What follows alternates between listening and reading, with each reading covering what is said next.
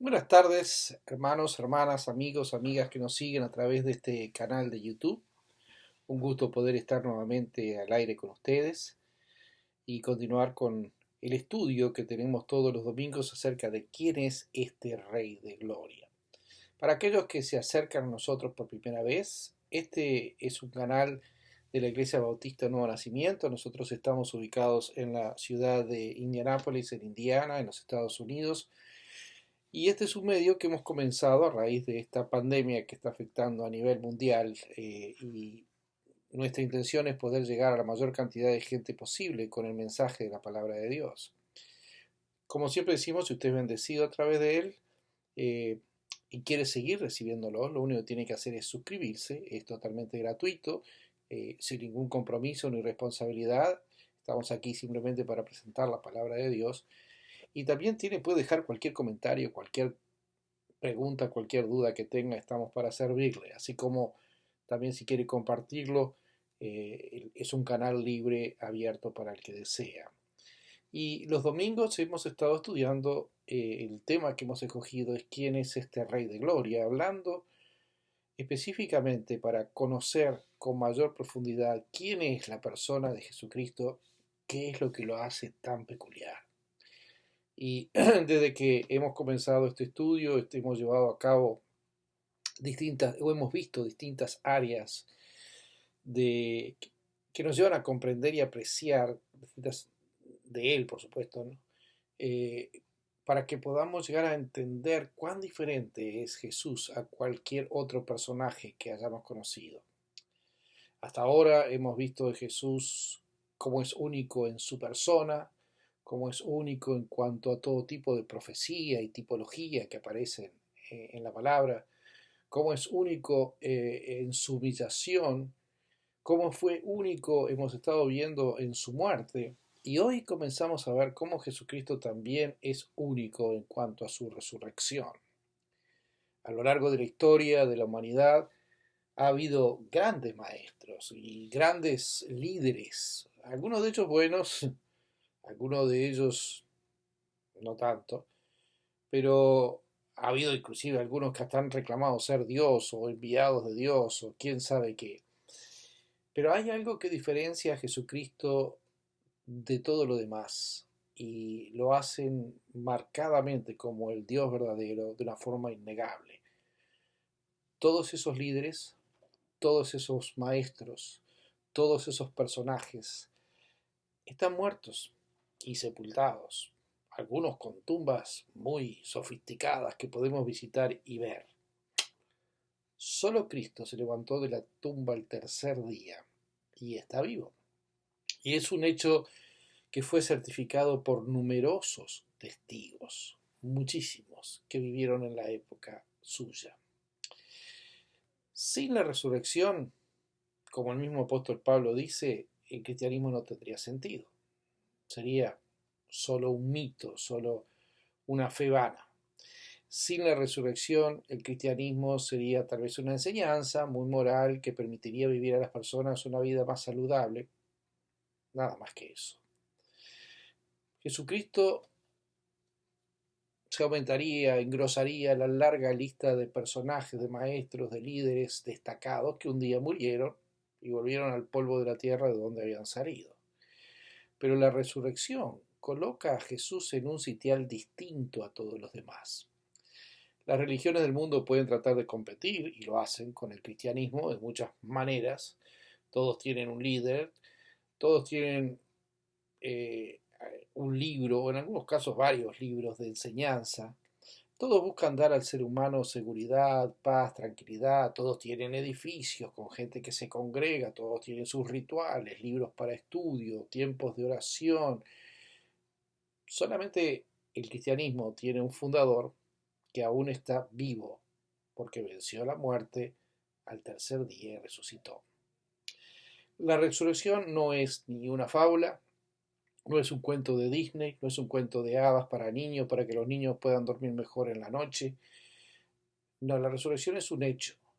Es un hecho que, como diría en sus propias palabras, inspirado por Dios, Lucas, el médico amado, el compañero de viaje de Pablo, el autor del Evangelio de Lucas y del libro de los Hechos, en Hechos 1 al 3 dice: en el primer tratado, oh Teófilo, hablé acerca de todas las cosas que Jesús comenzó a hacer y a enseñar hasta el día en que fue recibido arriba, después de haber dado mandamientos por el Espíritu Santo a los apóstoles que había escogido, a quienes también, después de haber padecido, se presentó vivo con muchas pruebas indubitables, apareciéndoseles durante 40 días y hablándoles acerca del reino de Dios. La resurrección de Jesús no fue algo aislado que se hizo en lo oculto, sino que hubo muchos testigos, de los cuales unos cuantos, la mayoría, estaban aún vivos cuando Lucas escribió el libro de los Hechos. La resurrección de Cristo no es algo místico, esotérico, como aparece en algunos programas de televisión acerca de fantasmas y personajes que buscan almas perdidas. No, es un hecho que tiene tantas pruebas, tantas evidencias, que en realidad uno tiene que forzarse y decidir: no lo voy a creer, para poder rechazarlo, porque si no, no hay forma. Comenzando hoy y a través de los próximos domingos, yo le voy a demostrar, le voy a manifestar un montón de pruebas irrefutables, innegables, de la resurrección del Señor. Y permítame decirle que las pruebas de su resurrección son tan fuertes o más que muchos eventos históricos que hemos aceptado y creído durante toda nuestra existencia. Por ejemplo, en Estados Unidos creemos que existió una persona que se llamó George Washington, el cual, junto con un ejército de revolucionarios, si usted quiere, de la época, enfrentó al Imperio Británico y logró la independencia de los Estados Unidos allá por los 1700. En el Uruguay se cree que un señor que se llamaba José Gervasio Artigas fue el proclamador de la libertad de Uruguay, rompiendo los lazos con los distintos gobiernos que trataban de mantenerlo apresado. En México, el 16 de septiembre se celebra el Día del Grito de Allende, donde Miguel Allende proclamó la independencia del país. Nos basamos acerca de estos personajes en lo que hemos leído de ellos, en sus palabras que están registradas, en el testimonio de la gente que vivió en su época. Pero en realidad no hay nadie vivo hoy en día que haya conocido personalmente ni a Washington, ni a Artigas, ni a Allende. Ninguno de nosotros estuvo presente en ninguna de las independencias, ni de Estados Unidos, ni de Uruguay, ni de México. Pero creemos en lo que la historia dice, basándonos en nuestra confianza depositada en los documentos de la época que nos relatan cómo se llevaron a cabo esos hechos. Pues si es así, este argumento, si es válido para la historia universal o de cada país, el mismo argumento es válido para que podamos confiar y determinar la autenticidad de un evento que se considera histórico, y sin prejuicios tenemos que aceptar lo mismo, el mismo sistema aplicado a Jesucristo. La primera prueba de su resurrección es sin lugar a duda una prueba que le rompe la cabeza a todos los enemigos, y es la tumba vacía. Este es un problema muy grande para aquellos que rechazan y que no quieren creer en la resurrección de Cristo. Pensemos en el comienzo de la historia. Y antes de que empecemos, yo no le digo que utilice en este caso su fe. Vamos a dejarlo un poquito en la biblioteca, sino que simplemente utilice su sentido común y su razonamiento. Sencillo. Los líderes de la época, los sacerdotes, los fariseos y todos los demás saduceos, querían detener las enseñanzas de Jesús. ¿Estamos de acuerdo? Querían que el cristianismo no avanzara, no les gustaba. De hecho, no les gustaba cuando Jesús lo estaba predicando. No les servía para su propio beneficio. Lo que Cristo enseñaba les quitaba autoridad, los ponía en ridículo, los ponía en una situación bastante comprometida. Es por ese motivo que literalmente, como dice la Biblia, buscaban la forma para poder matarle.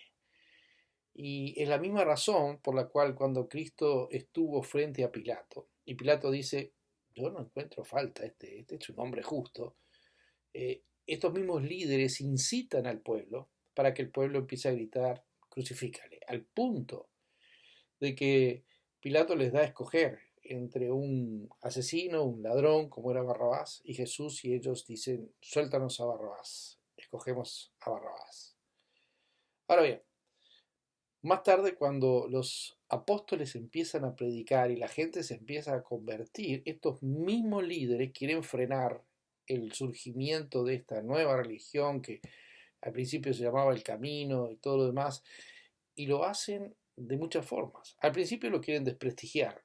Esto es una falsedad. Pero ven que no funciona, ven que sigue creciendo. La burla no está dando resultados.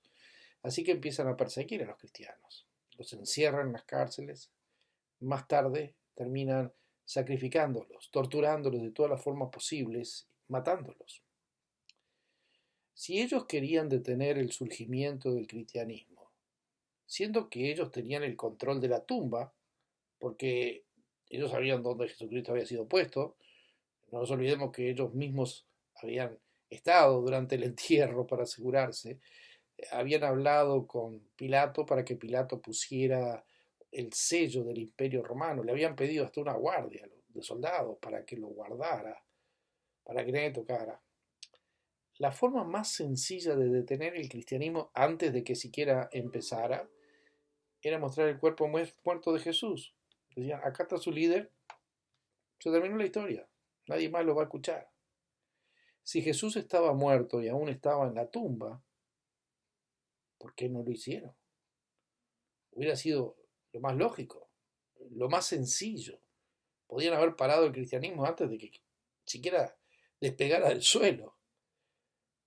Pero resulta que la tumba estaba vacía y el problema era grave. Bueno, el escéptico de hoy en día, como el de muchos tiempos, dice, es fácil de explicar, y tienen varias teorías. Y vamos a tomarnos el tiempo para considerarlas. Una de las teorías, y son muy interesantes, dice, bueno, lo que pasa es que Jesús no se murió, sino que se desmayó en la cruz. Y como la medicina en aquel tiempo no era muy avanzada, pensaron que estaba muerto, así que lo metieron en la tumba y medio lo cubrieron con las vendas y tuvo una especie de catarsis.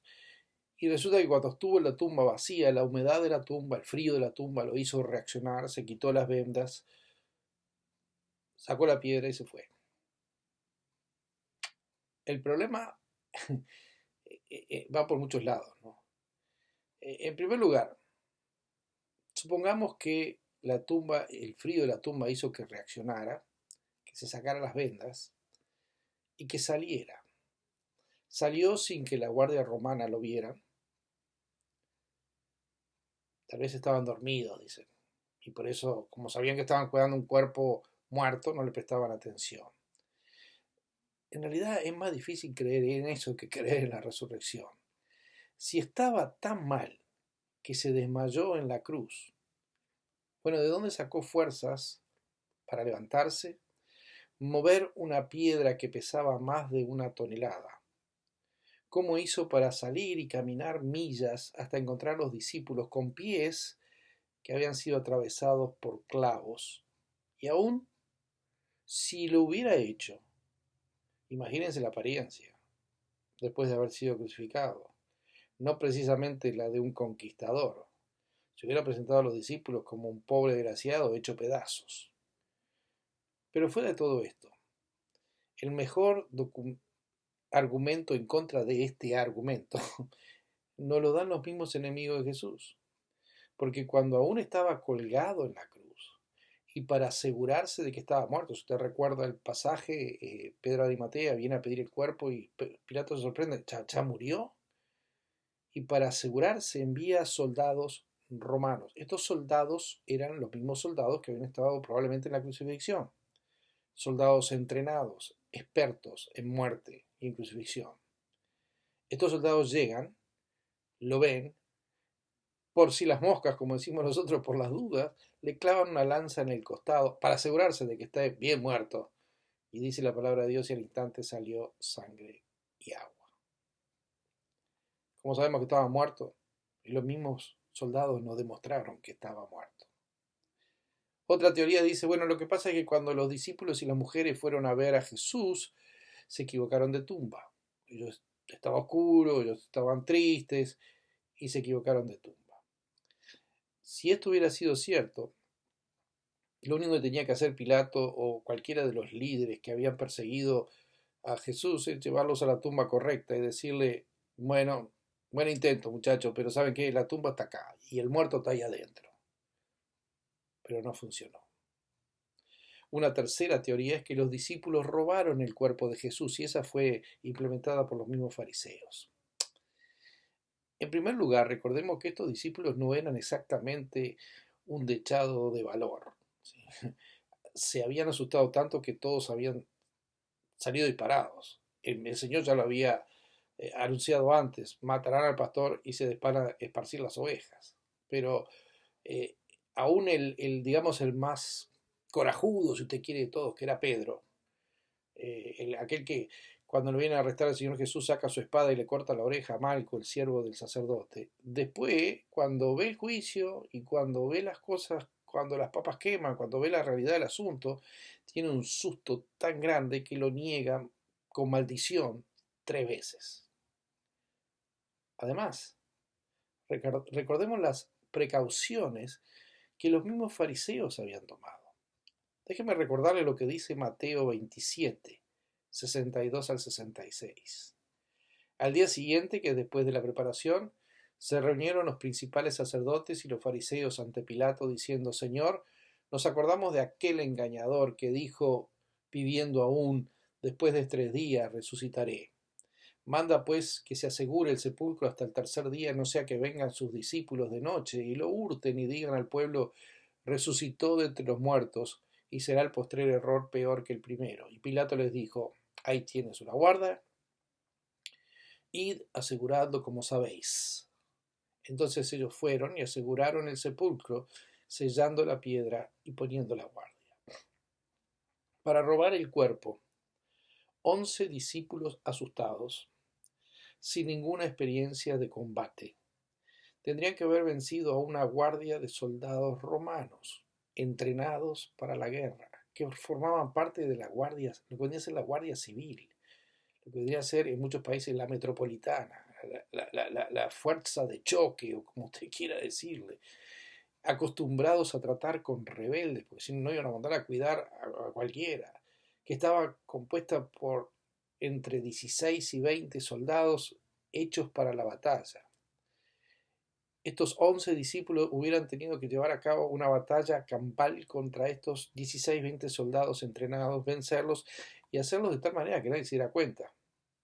O sea, sin ningún ruido, sin ningún... Pero además, después hubieran tenido que mover una piedra que pesaba más de 1 tonelada, por si fuera poco. Y yo sé que para usted y para mí puede no significar nada, pero tenían que romper el sello romano. Para ellos eso era muy grave, era romper un edicto romano. Eso era automáticamente sentencia de muerte, era un desafío a Roma. Y por si esto fuera poco, ok, supongamos que eran tan astutos y tan ninjas que pudieron derrotar a todos estos guardias romanos. Digamos que habían comido mucho cereal, tenían mucha fuerza y pudieron mover la piedra de más de 1 tonelada. Digamos que no le importó arriesgarse, que estaban desafiando a Roma y que una sentencia de muerte venía sobre ellos y que sacaron a Cristo. Ok, ¿qué hicieron con el cuerpo del muerto? ¿Dónde lo escondieron para que nadie lo encontrara? Y aún más grave, ¿estuvieron dispuestos a morir por una mentira?